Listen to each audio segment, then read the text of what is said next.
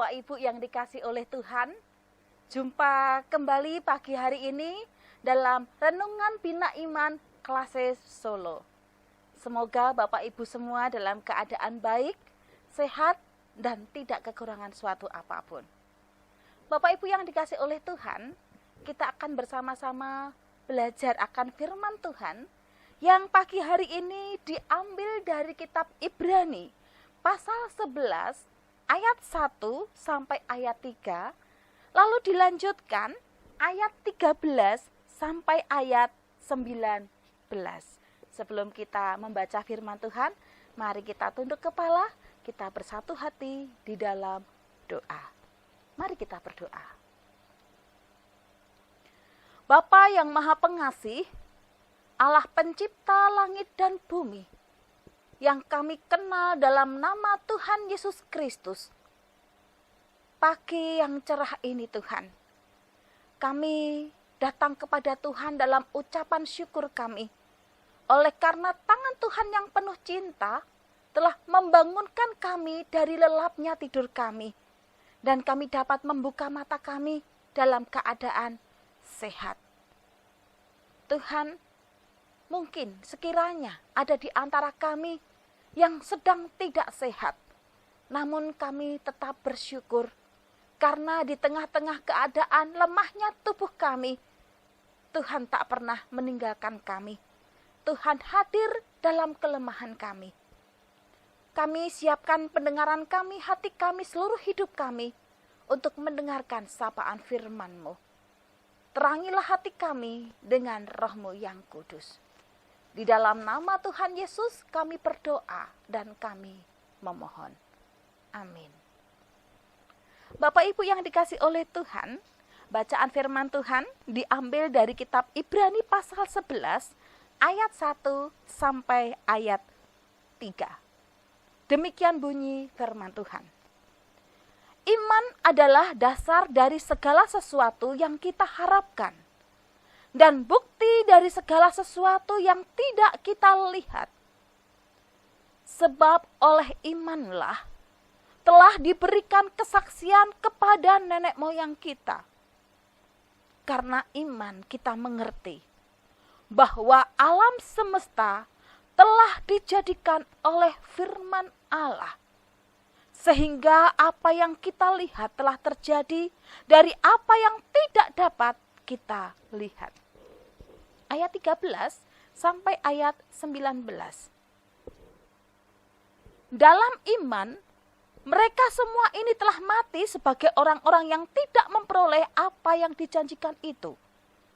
Tetapi yang hanya dari jauh melihatnya dan melambai-lambai kepadanya dan yang mengakui bahwa mereka adalah orang asing dan pendatang di bumi ini. Sebab mereka yang berkata demikian menyatakan bahwa mereka dengan rindu mencari suatu tanah air. Dan kalau sekiranya dalam hal itu mereka ingat akan tanah asal yang telah mereka tinggalkan, maka mereka cukup mempunyai kesempatan untuk pulang ke situ. Tetapi sekarang mereka merindukan tanah air yang lebih baik, yaitu satu tanah air sorgawi. Sebab itu Allah tidak malu disebut Allah mereka, karena Ia telah mempersiapkan sebuah kota bagi mereka. Karena iman, maka Abraham, tatkala ia dicobai, mempersembahkan Ishak. Ia yang telah menerima janji itu rela mempersembahkan anaknya yang tunggal.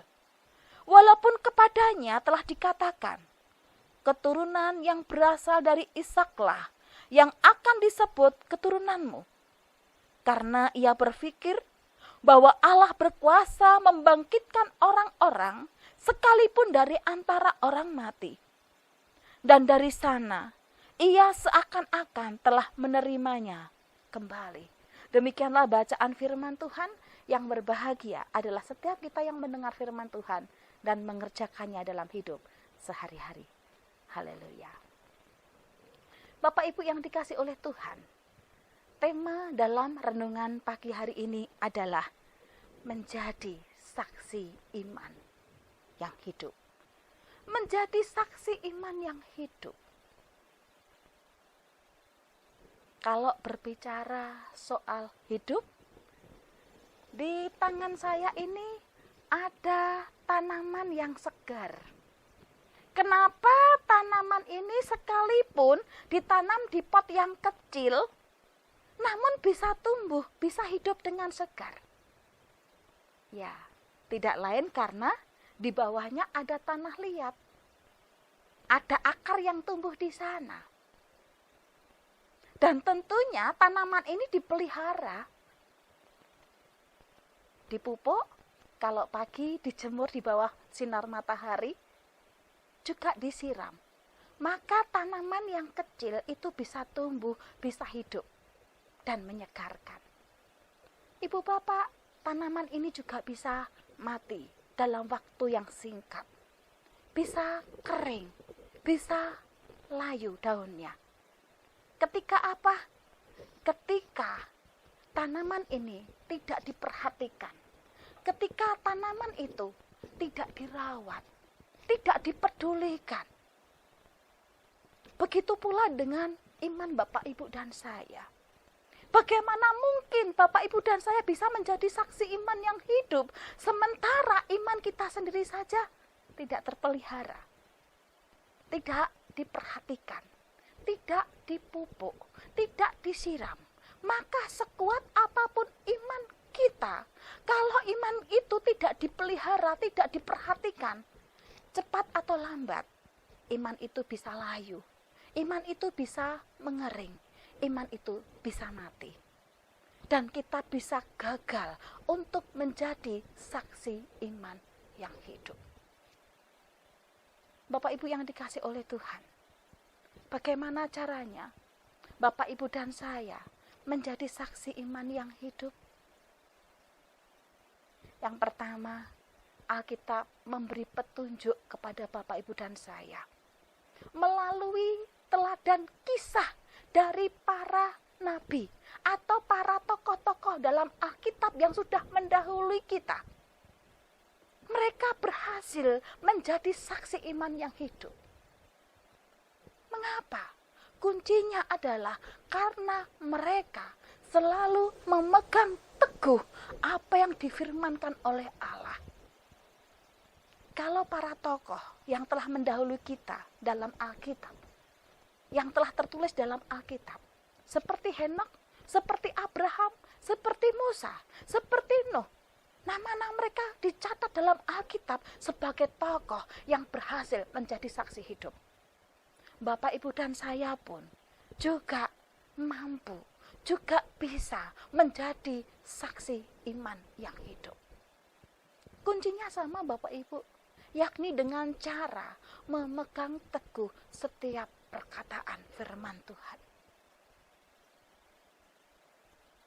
Para tokoh iman juga memiliki kelemahan. Para tokoh iman menghadapi banyak kendala, menghadapi banyak tantangan, menghadapi banyak pergumulan. Namun mereka tetap berdiri tegak, bukan berarti karena mereka tidak pernah mengalami kejatuhan. Sebagai manusia biasa, pribadi-pribadi yang dicatat dalam Alkitab ini pun tentu juga pernah mengalami yang namanya gagal, pernah mengalami yang namanya jatuh. Namun, mereka tidak tinggal dalam putus asa. Mereka tetap berjuang untuk bangkit, berjuang untuk kuat dengan cara memegang teguh perkataan firman Tuhan. Ibu bapak, kita pun juga mudah jatuh dalam kesalahan, jatuh dalam kegagalan, jatuh untuk mudah menyimpang. Namun, siapapun kita yang mungkin pernah mengalami kejatuhan demi kejatuhan, jangan putus asa.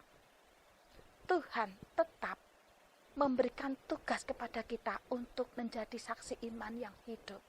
Oleh sebab itu, mari kita bangkit dari kegagalan, bangkit dari kejatuhan, pegang teguh janji firman Tuhan, firman yang ya dan amin, layak dipercaya, dipegang teguh selama hidup Bapak, Ibu, dan saya, maka kita akan menemukan kekuatan untuk bangkit kembali, menghadapi berbagai macam tantangan, kesulitan, kesukaran, atau pergumulan hidup yang lainnya. Lalu yang kedua, bagaimana caranya Bapak, Ibu, dan saya bisa menjadi saksi iman yang hidup? Yang kedua, tidak lain adalah dengan cara memperhatikan hidup kita selama kita menjadi pendatang. Bapak, Ibu yang dikasih oleh Tuhan, mari kita bersama-sama menyadari bahwa hidup kita ini sesungguhnya hanyalah pendatang ketika kita tinggal di dunia ini. Yang namanya pendatang, ya, seorang pendatang tentu akan memperhatikan bagaimana ia bersikap, bagaimana ia berperilaku, karena ia menyadari bahwa kehadirannya itu hanya sebagai pendatang, sebagai tamu. Coba kalau Bapak, Ibu, dan saya sedang terima tamu, tapi tamu yang sedang berkunjung ke rumah Bapak, Ibu, dan saya ternyata tidak punya etika sopan santun, tentu itu bisa menggeramkan, bisa membuat seseorang marah karena dijumpai tamunya tidak tahu aturan, tidak tahu etika saat bertamu. Ibu bapak, kita ini sesungguhnya hanyalah pendatang di dunia ini. Dan sebagai seorang pendatang, mari kita memperhatikan hidup perilaku kita. Bagaimana caranya kita bertutur kata, bagaimana kita berpikir, bagaimana kita bertindak, bagaimana kita berbuat. Mari kita mengamati dengan teliti. Perhatikanlah. Karena sebagai seorang pendatang, suatu hari kelak, durasi waktu untuk tinggal di dunia ini akan selesai. Jadi, Bapak, Ibu, dan saya, apakah saat ini kita merasa capek dengan tantangan di masa pandemi ini? Kita capek dengan tubuh yang makin ringkih. Kita capek dengan pergulatan ekonomi yang makin hari tidak semakin mudah. Masalah yang satu belum selesai, muncul masalah yang lain. Kita merasa capek. Mari kita perhatikan hidup kita. Saat kita capek, saat kita lelah, saat kita lemah. Bahkan mungkin saat kita dalam keadaan melimpah kesehatan, melimpah berkat Tuhan. Mari dalam segala keadaan, perhatikanlah hidup kita. Dan untuk bisa memperhatikan hidup kita, kuncinya adalah tetap sama, bercermin pada firman Tuhan yang kita pegang teguh. Lalu yang ketiga, Bapak Ibu, bagaimana caranya Bapak Ibu dan saya bisa menjadi saksi iman yang hidup? Yang ketiga adalah kuncinya selalu merindukan tanah air. Kalau Bapak, Ibu, dan saya datang atau ada di dunia ini sebagai pendatang, kita hadir sebagai pendatang, tentu kita punya tempat asal. Nah, tanah air Bapak, Ibu, dan saya, tempat asal Bapak, Ibu, dan saya, tidak lain adalah surgawi. Itu adalah tempat kita yang sesungguhnya.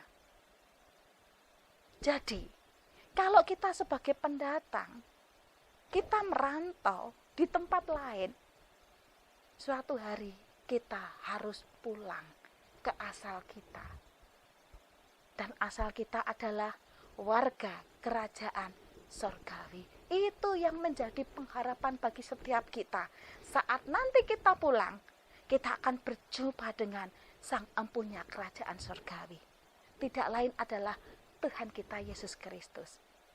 Oleh sebab itu, mari selama kita berjuang di dunia ini, selama kita bertanding di dunia ini, selama kita bertekun dalam menghadapi berbagai macam kesukaran hidup, mari kita arahkan kepada Sang Empunya kerajaan surga. Sang empunya tanah air, tempat di mana nanti kita kembali pulang. Jadi, mari kita berjuang menjadi saksi iman yang hidup. Kemudian yang ketiga, bagaimana caranya Bapak, Ibu, dan saya menjadi saksi iman yang hidup? Yang ketiga adalah dengan cara memiliki hati yang penuh dengan kerelaan. Mengapa para tokoh iman seperti Henokh, Nuh, Musa, Abraham, bahkan dalam Alkitab disebutkan Abraham, ia adalah salah satu pribadi yang dijumpai penuh kerelaan. Sekalipun harta yang paling berharga yang ia miliki, anak perjanjian yang telah Tuhan berikan, yang ia nanti-nantikan sekian tahun lamanya, dan anak yang telah dijanjikan Tuhan itu, Tuhan berkata, engkau harus mempersembahkannya. Namun dengan penuh kerelaan, tanpa menggerutu, tanpa mengeluh, tanpa berkata, nanti dulu ya Tuhan. Namun ketika Tuhan bersabda, berfirman, sekarang ini persembahkanlah anakmu.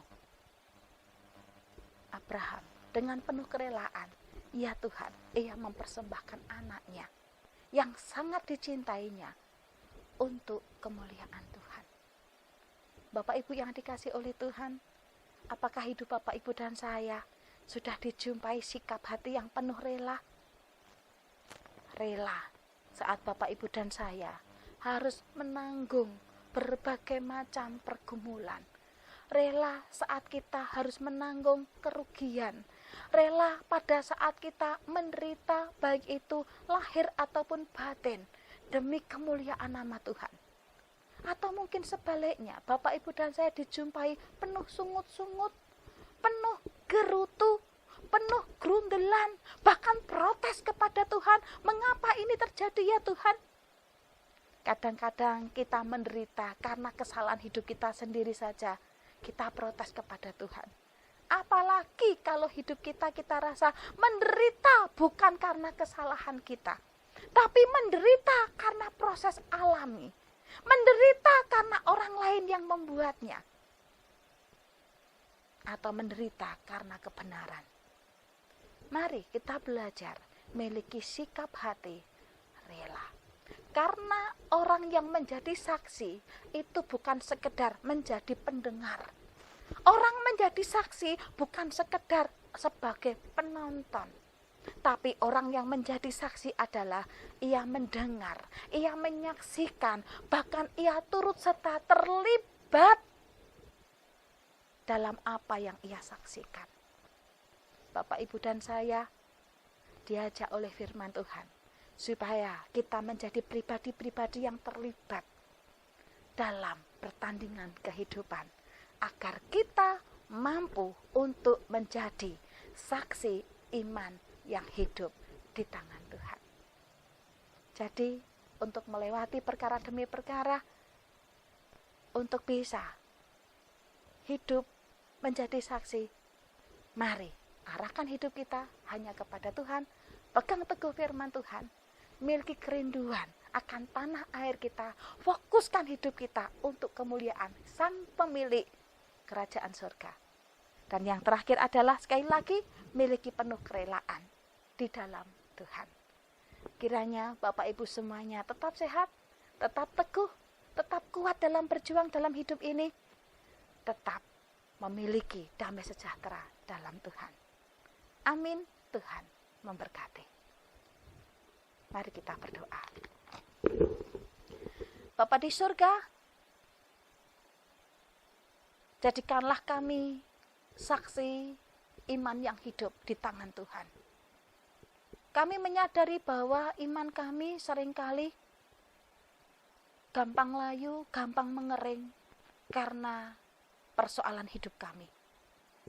Namun bersama dengan Tuhan, dengan tetap memegang teguh akan firman Tuhan, kami percaya sekering apapun iman kami akan bisa tumbuh kembali, bisa segar kembali.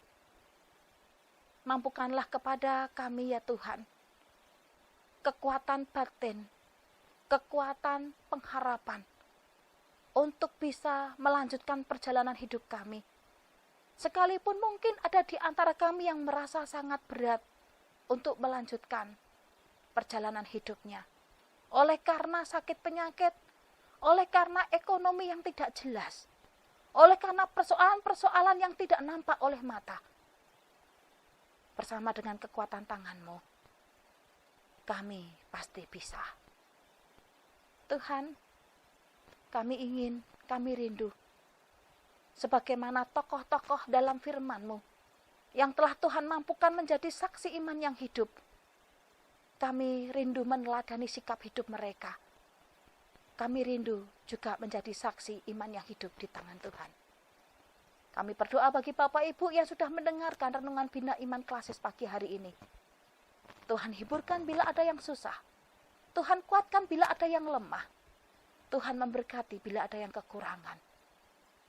Tuhan mendampingi apabila ada yang merasa kesepian.